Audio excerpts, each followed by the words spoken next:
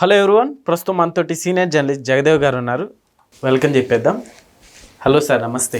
నమస్తే జకీర్ భాయ్.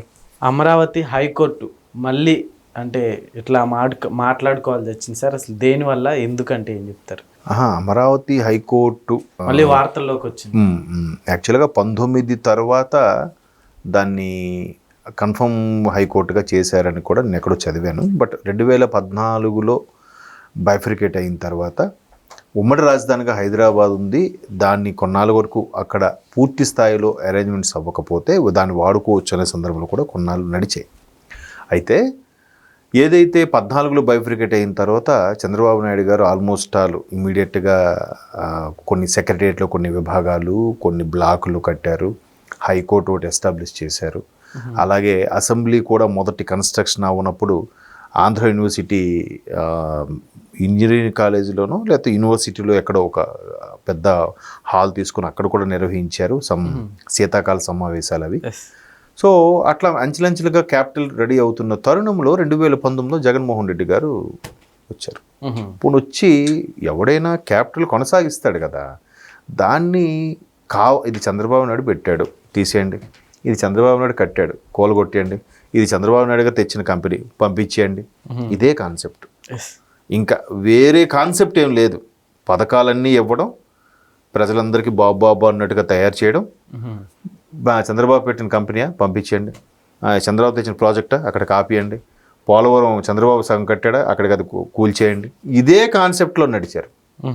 దీనివల్ల ఎవరు నష్టపోయారు? నీ పర్సనల్ గ్లిడ్జ్ వల్ల, నీ పంతం వల్ల, నువ్వు కావాలని కక్ష సాధింపు వల్ల ఎవరు నష్టపోయారు? ప్రజలు నష్టపోయారు. పోనీ నీ డబ్బులు ఏమైనా పెట్టావా? అవన్నీ ప్రజల సొమ్మే కదా, ప్రజలు ట్యాక్సుల రూపంలోనూ ఆదాయ పన్ను రూపంలోనూ తీసుకొచ్చినవే కదా అవన్నీ. అవే కదా పెడుతుంది గవర్నమెంట్. మళ్ళీ బడ్జెట్ అంటారు, గిడ్జెట్ అంటారు, తోటకారు ఇవన్నీ కూడా. సో అలాంటి కనీసం ఇది కూడా లేకుండా నేను గవర్నమెంట్, నేను రాజుని, నేనేం చేస్తే అది చెల్లుతుంది అన్నట్టుగా చేశారు. అలా చేసేటప్పుడే అమరావతి రాజధానిగా ఒప్పుకున్నారు. 2014లో మోదీ గారి చేతితో రిబ్బన్ కటింగ్ చేయించినప్పుడు కూడా జగన్మోహన్ రెడ్డి గారికి ప్రతిపక్ష నేతగా ఆహ్వానం కూడా వెళ్ళింది. ఈయన వెళ్ళలే. నిజంగా సరైన రాజకీయ నాయకుడు అయితే ఏం చేయాలంటే వెళ్ళాలి, వెళ్ళొచ్చి ఊరికే బాగున్నా కూడా ఏం గవర్నమెంట్ సదుపాయాలు చేస్తుందా, ఎక్కడ సరిగ్గా కంఫర్ట్గా లేదు, ఏ ఫార్మాలిటీస్ ఏం చేయలేదు, ప్రతిపక్ష నేతగా నాకు కూడా ఏం కనీసం పిలవలేదు, చేయలేదు చెప్పి నాన్న హడావిడి చేయాలి. వెళ్ళకుండా ఏ హడావిడి చేస్తావు? వెళ్ళి అరే పెళ్ళికి పిలిచాడు వాడంటే నీకు ఇష్టం లేదు కానీ వెళ్ళాడు, వచ్చి వాడు పిలిచాడు కాబట్టి వెళ్ళి స్వీట్ సరిగ్గా బాగాలేదు, అరేంజ్మెంట్స్ బాగాలేవు, డెకరేషన్ బాగాలేదు, సరిగ్గా రిసీవ్ చేసుకోలేదు, ఇట్లా చెప్పాలి. అది కదా రాజకీయం అంటే. వెళ్ళకుండా వాడి పెళ్ళి బాగా చేయలేదు, నువ్వు వెళ్ళకుండా ఎలా చెప్తావు? సో అప్పటి నుంచి ఆయన అదే పందా. అసలు ప్రతిసారి ఇలా ప్లాన్ వేయడము, దొరికిపోవడము. ఇప్పుడు కూడా రైతుల కోసం ఏదో కష్టపడుతున్నట్టుగా కరేడు రైతుల కోసం కష్టపడుతున్నట్టు నెల్లూరు జిల్లా చెప్తున్నారు కానీ అది కూడా దొరికిపోతున్నారు.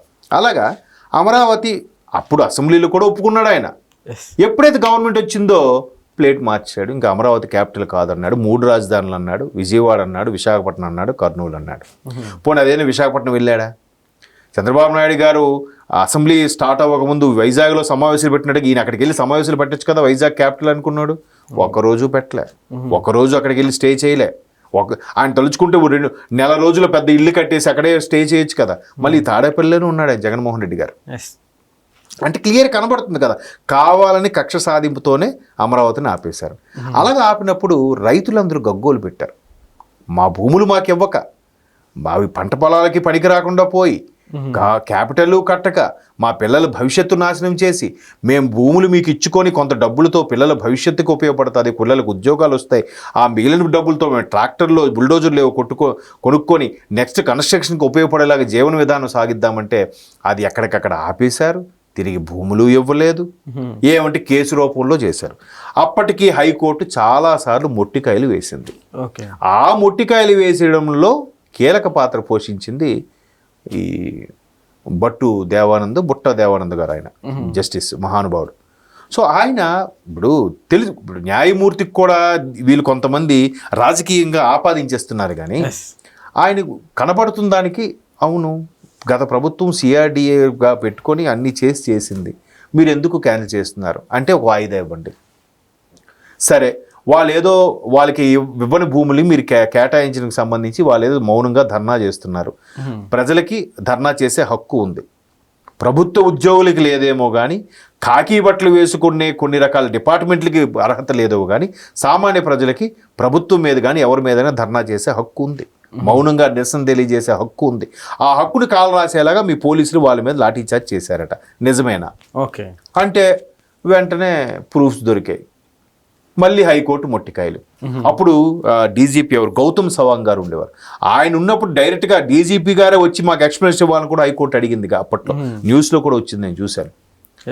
మరి హైకోర్టు లాంటి వ్యక్తి, ఇది హైకోర్టు జనరల్గా ఒకప్పుడు కంప్ట్రోలర్ అండ్ ఆడిట్ జనరల్ నివేదిక వచ్చినా హైకోర్టు లేదా కోర్టు నుంచి కొన్ని రెండు చిన్న ఒక సీరియస్గా అడిగినా కూడా బొణికిపోయేవారు ఎవరు. ఇప్పుడు ఎవరు భయపడుతున్నారా?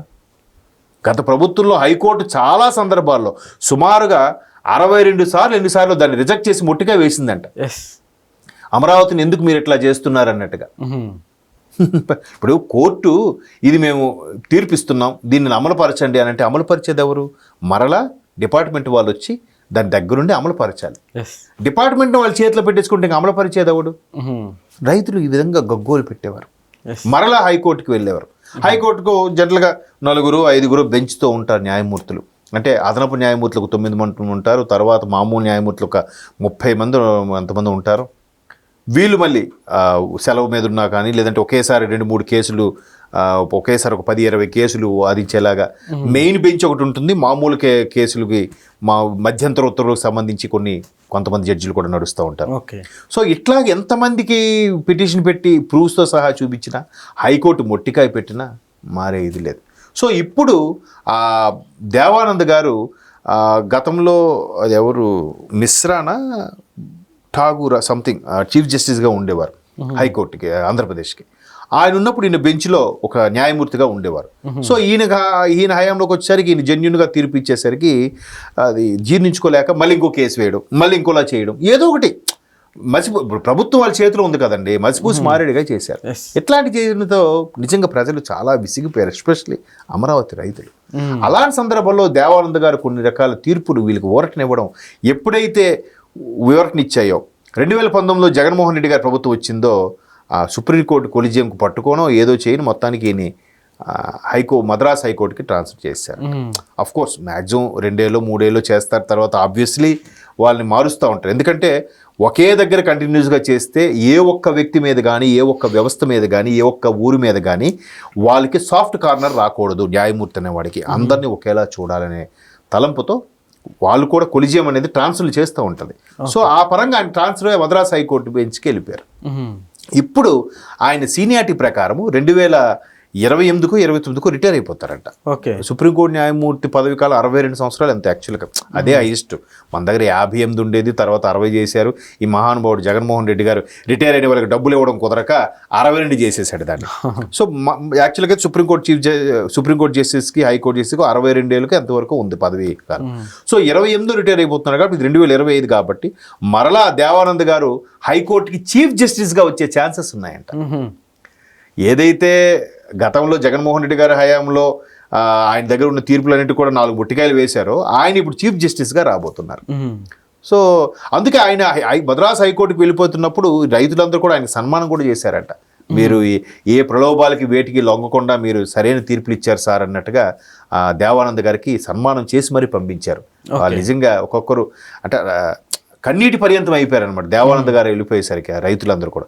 సో ఆయన మరలా ఇప్పుడు సీనియారిటీ ప్రకారం హైకోర్టు చీఫ్ జస్టిస్గా మరలా ఆంధ్రప్రదేశ్కి రాబోతున్నారు. ఆ లిస్టులో సీనియారిటీ లిస్టులో ఉన్నారంట. సో అలాగానైతే ఇంకా బాగుంటుంది.